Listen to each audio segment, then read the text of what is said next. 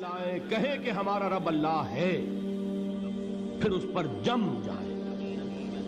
ان پر فرشتوں کا نزول ہوتا ہے، نہ کوئی غم کرو نہ خوف، خوشیاں مناؤ جنت کی جس کا تم سے وعدہ کیا گیا تھا۔ اللہ کی ربوبیت پر اطمینان جب انسان کو ہو جاتا، میرا رب اللہ ہے، ربی اللہ، انسان کے لیے نہ کوئی کھٹکا، نہ کوئی خطرہ، نہ کوئی خوف، نہ کوئی حزن۔ جو کچھ ہو رہا ہے کس کے اذن سے ہو رہا ہے؟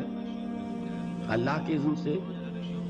اللہ کے اذن کے بغیر پتہ تک نہیں ہلتا۔ یہ کوئی اندھا بہرا مادہ نہیں ہے جس سے مجھے کوئی خوف ہو۔ اندھا بھینسا چلا آ رہا ہو اس سے تو ڈرنے کا ہر انسان کو ڈرنا چاہیے، نہ معلوم کس کو ٹکر مار دے۔ لیکن نہیں، اس کائنات کو چلانے والا ایک سمیع و بصیر خدا ہے، وہ جو میرا دوست ہے، میرا ولی ہے۔ اللہ ولی الذین آمنوا یخرجہم من الظلمات الی النور۔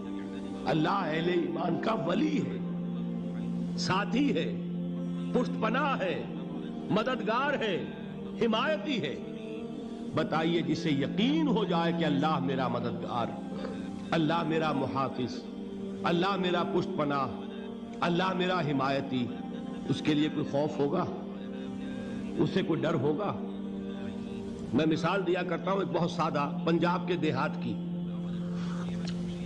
وہ بڑا چودھری ہے اور کوئی غریب کسان ہے۔ اس غریب کسان کے جانوروں کو ہر وقت اندیشہ ہوگا چوری کا، کوئی میری بھینس کھول کر نہ لے جائے، کوئی میرا بیل کھول کر نہ لے جائے۔ لیکن جس کے بارے میں یہ سب کو معلوم ہو کہ وہ جو بڑا چودھری ہے وہ اس کا دوست ہے، اس کی بچیا کو کوئی خوف ہوگا؟ اس کی بھینس پر کوئی ہاتھ ڈالے گا؟ اسے کوئی اندیشہ ہوگا؟ نہیں۔ کیوں؟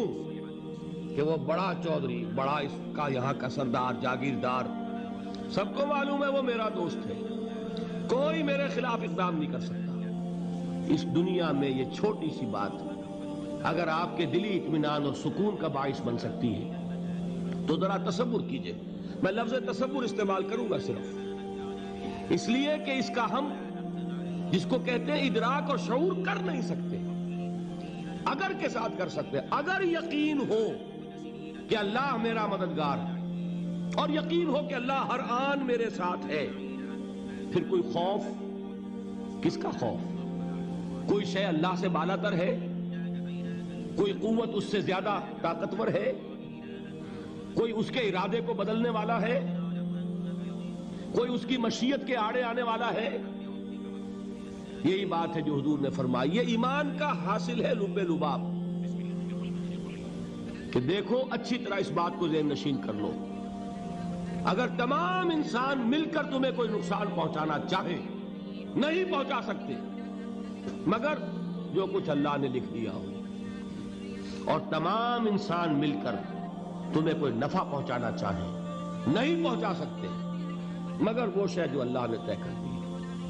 آپ پھر میں کہوں گا ذرا طاری کیجئے، اسے فرض کیجئے، اسے سوچئے۔ اگر اس حدیث پر ہمارا دل ٹھکا ہوا ہو تو کسی سے ڈر ہوگا؟ یہ مجھے نقصان نہ پہنچا دے، یہ میری رپورٹ خراب نہ کر دے، یہ میری انکریمنٹ نہ رکوا دے، یہ میرا یہ نہ بگاڑ دے، یہ میرے یہ نقصان نہ پہنچا دے۔ اس کا ڈر، اس کا ڈر، اس کا خوف، اس کی خوشامد، اس کے لیے جا کر طرح طرح سے اپنی عزت نفس کو ذلیل کروانا اس کے سامنے، یہ سب کچھ کیوں کرتا ہے انسان؟ جب سمجھتا ہے کہ اس کے ہاتھ میں میرا کوئی نفع ہے، اس کے ہاتھ میں میرے لیے کوئی ضرر ہے، یہ مجھے کوئی غضب پہنچا سکتا ہے،